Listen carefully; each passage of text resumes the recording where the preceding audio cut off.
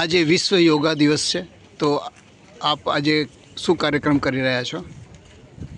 આજે 12મો આંતરરાષ્ટ્રીય યોગ દિવસના નિમિત્તે અમે અમદાવાદ ગુજરાત રાજ્ય યોગ બોર્ડ દ્વારા પશ્ચિમ ઝોનમાં જેજી ઇન્ટરનેશનલ સ્કૂલ સત્તાધાર 4 રસ્તા પાસે અમે જેજી ઇન્ટરનેશનલ સ્કૂલમાં આજે ભવ્ય યોગ દિવસ મનાવી રહ્યા છીએ અને અમારા બધા સાધકો અહીંયા ઉપસ્થિત થઈ રહ્યા છે.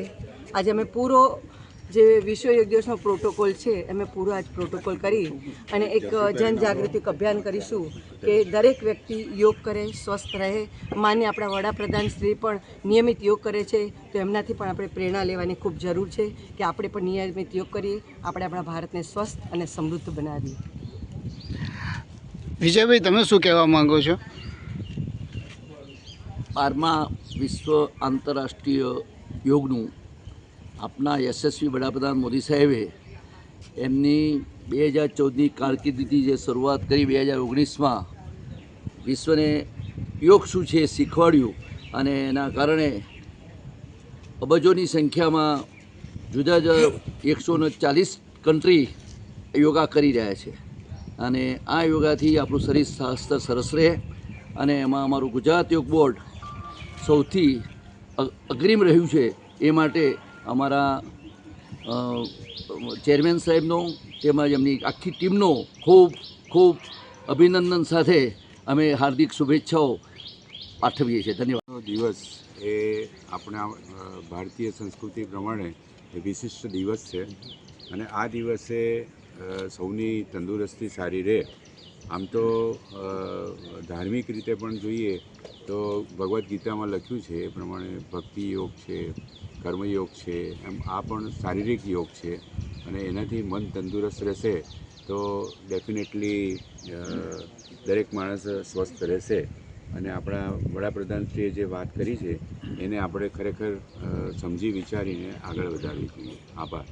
रहो निरोग, घर घर हम जाएंगे, सबको योग सिखाएंगे, घर घर हम जाएंगे, सबको योग सिखाएंगे. ભારતીય સંસ્કૃતિનો એક શિખર છે અને આપણા ઋષિઓએ આપણને આજે એક ઉપલબ્ધિ આપી છે. એ ફક્ત શારીરિક ક્ષમતા માટે જ નહીં પણ માનસિક અને આધ્યાત્મિક ઉન્નતિ માટે અને એકત્વ માટે આપેલી છે. ભારતે આ મોટો એક યોગદાન વિશ્વ શાંતિ માટે આપેલો છે. તો એનો જે આપણે ક્રમ 2014થી જે શરૂ કરેલો છે આંતરરાષ્ટ્રીય યોગ દિવસ તરીકે, એ જ આજે આપણે એની સેલિબ્રેટ કરીએ છીએ અને એને રીતે જગજગમાં ચારે બાજુ આ યોગનો પ્રચાર પ્રસાર કરીએ છીએ. એ જ મોટું કામ છે. શુભ કામના આપને લઈએ. યોગ એ આપણી બહુ જૂની સંસ્કૃતિ ઉપર થયેલો છે અને બેઝિકલી એ આપણું શરીર અને મનને એક કરવાની જે પદ્ધતિ છે તે છે. આપણા વડાપ્રધાન શ્રીએ 2014માં આવ્યા પછી યોગનું સારું એવો પ્રચાર કર્યો અને આંતરરાષ્ટ્રીય યોગ દિવસ તરીકે યુનોમાં પણ એને સ્થાન અપાવ્યું, મંજૂરી અપાવી અને ત્યાર પછી વિશ્વના લગભગ 140-142 દેશોમાં પણ આ યોગ દિવસ તરીકે એનો ચાલી રહ્યું છે, એનો પ્રચાર અને એનો પ્રસાર થાય છે. બહુ સરસ છે અને વિજય બહુ સરસ રીતે એનો યોગનો પ્રચાર કરે છે. મારી એમને પણ શુભકામનાઓ. અલકાબેન બનાવીએ એને ધન્યવાદ સાથે બધા શરીર સુખાકારી સારી રહે એવી ભગવાનને પ્રાર્થના કરીએ. ધન્યવાદ. એક સંકલ્પ કહેવા માંગુ છું, હમ ઘર ઘર में हम जाएंगे, सबको योग कराएंगे. જ્યારે માનનીય નરેન્દ્રભાઈ મોદી સાહેબ આ દેશમાં સૌથી વધુ વખત વડાપ્રધાન તરીકે પોતાની સેવા આપનાર વ્યક્તિ બન્યા, તેમણે પંડિત જવાહરલાલ નહેરુજીનો પણ રેકોર્ડ તોડ્યો. એટલે કે છેલ્લા 12 વર્ષોથી જે અવિરત વિકાસ, વિશ્વાસ અને જનકલ્યાણના કામો થઈ રહ્યા છે એની વાત સમગ્ર દેશમાં ગુજરાત સરકાર અને અન્ય સરકારો જન જન સુધી પહોંચાડી રહી છે અને આપણું સૌભાગ્ય છે કે એ જ ક્રમમાં આજે 21મી જૂન એટલે કે 12મો આંતરરાષ્ટ્રીય યોગ દિવસ પણ ઉજવાઈ રહ્યો છે. માનનીય મોદી સાહેબે યોગને એક આંતરરાષ્ટ્રીય સિદ્ધિ અપાવવાનું કામ કર્યું અને સમગ્ર વિશ્વ પણ આ યોગને અપનાવીને યોગ દિવસ તરીકે આજના દિવસને ઉજવી રહ્યો છે.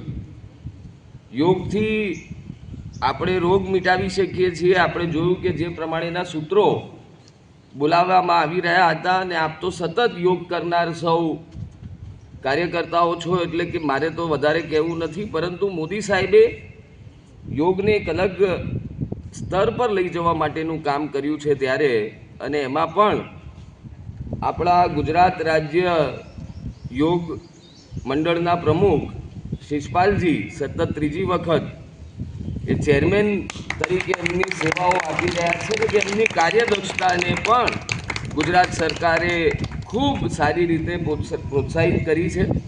ત્યારે ગુજરાત રાજ્ય યોગ બોર્ડ દ્વારા સમગ્ર ગુજરાતમાં ઠેર ઠેર આવી યોગ શિબિરોનું આજે આયોજન થયું છે.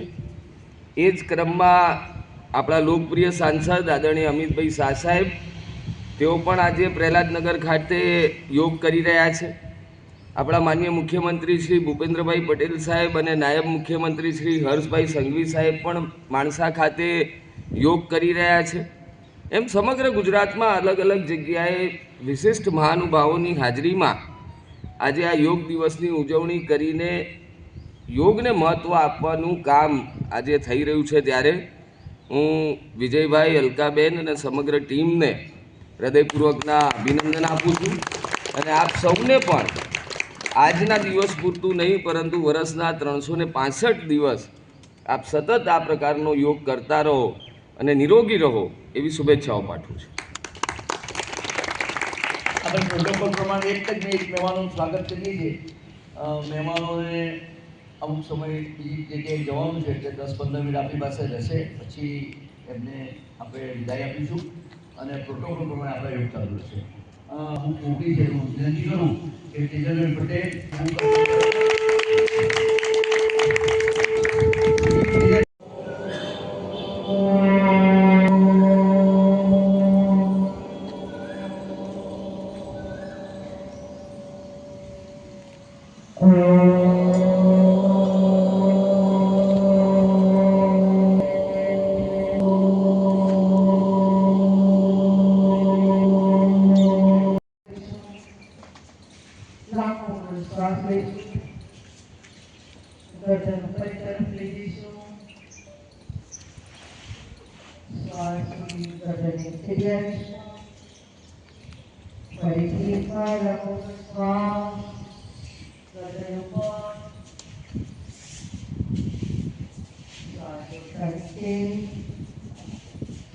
રાઈટ સાઈડ જમણી બાજુ મધ્યમાં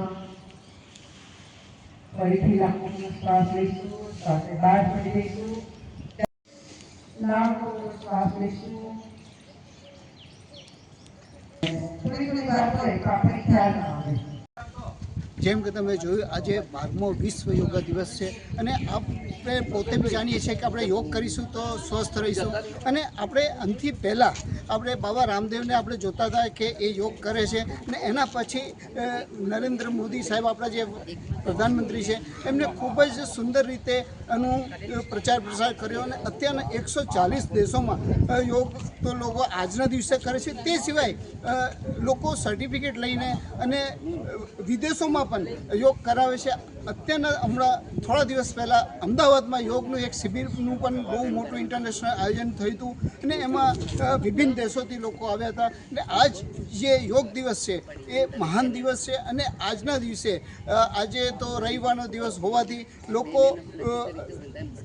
પોતાની ઓફિસોમાં જે નથી કરી શકતા પણ આજે જે કોમન એરિયા છે, કોમન પ્લોટ છે તેમાં યોગા કરી રહ્યા છે.